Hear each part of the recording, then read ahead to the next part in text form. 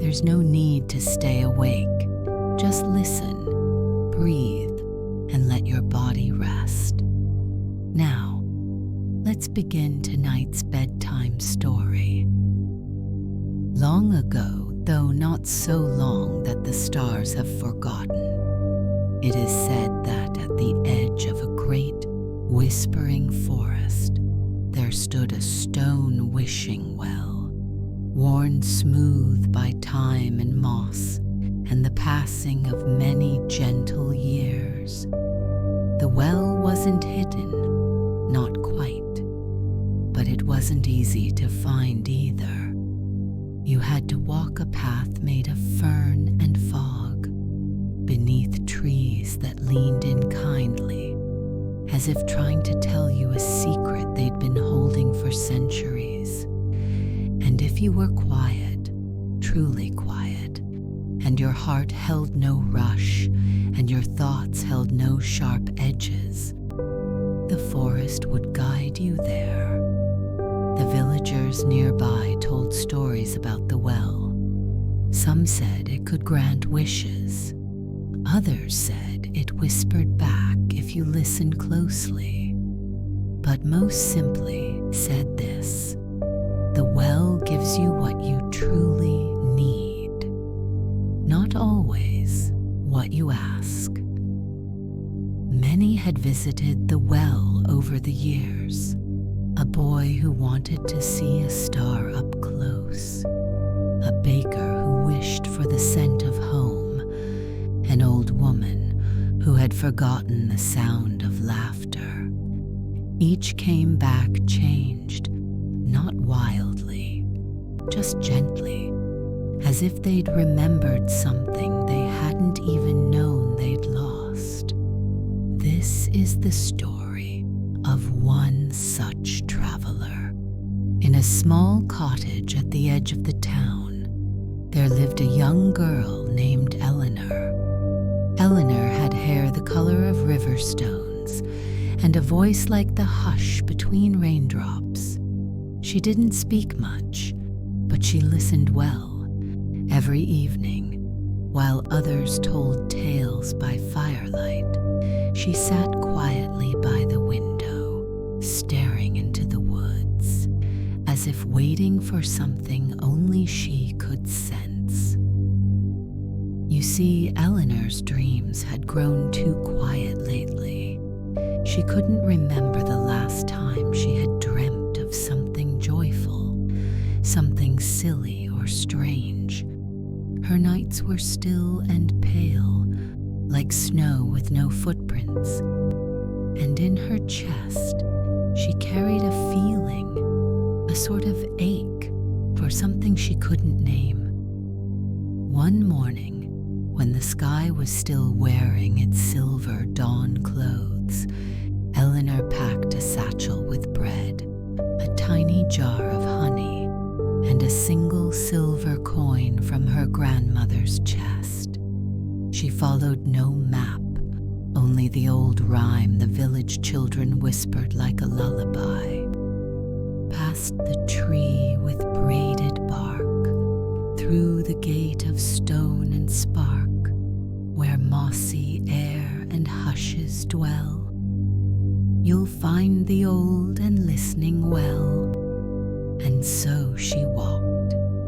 The forest greeted her not with fear, but with gentle welcome. Shafts of sunlight sliding through green leaves, birds that sang just loudly enough to keep her company, and the scent of damp earth and pine.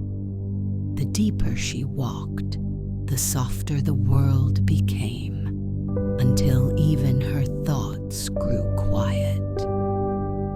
Finally, as she rounded a bend in a hollow shaded by swaying birch trees, she saw it. The well. It stood alone in a small clearing, surrounded by wild flowers and humming with something Elinor couldn't quite explain.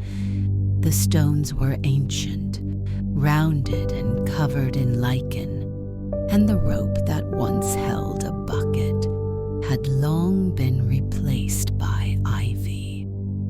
There was no sign, no guardian, just the silence of something very old and very patient. Elinor stepped forward. Her hands trembled, not with fear, but with hope. She took the silver coin from her satchel. It had once belonged to her grandmother, who told her bedtime stories full of wells and wishes and whispers.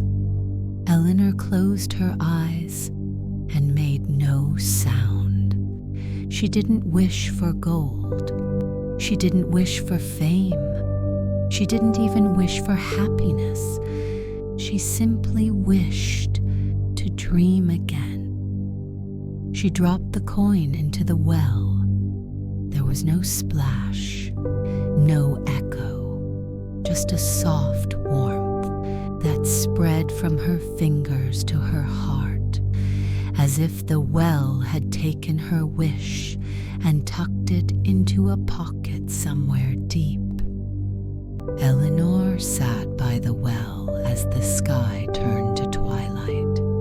Fireflies blinked between the trees, and a wind moved gently through the clearing like a lullaby. She curled up beneath the wildflowers, and for the first time in many moons, she fell asleep, and she dreamt. Oh, what dreams! She dreamt of oceans that whispered poems and trees that walked slowly through the fog. She dreamt of her grandmother's laughter echoing in a canyon of clouds, and of birds that sang lullabies in colors instead of sounds. She dreamt of herself, not as she was, but as she had once felt, light, curious, open. When Elinor awoke, the sun was just beginning to stretch its golden fingers across the forest floor. The well stood silently, unchanged, and yet everything felt different. She stood up, brushed the petals from her dress, and whispered a thank you, not because the well required it, but because her heart did. Elinor returned to her cottage that morning, where the windows still faced the trees. But now, when she looked out, she smiled.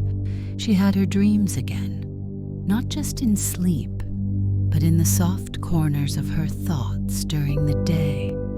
And she kept a jar by her bedside, filled not with coins, but with petals from that clearing, just in case she ever forgot how to listen.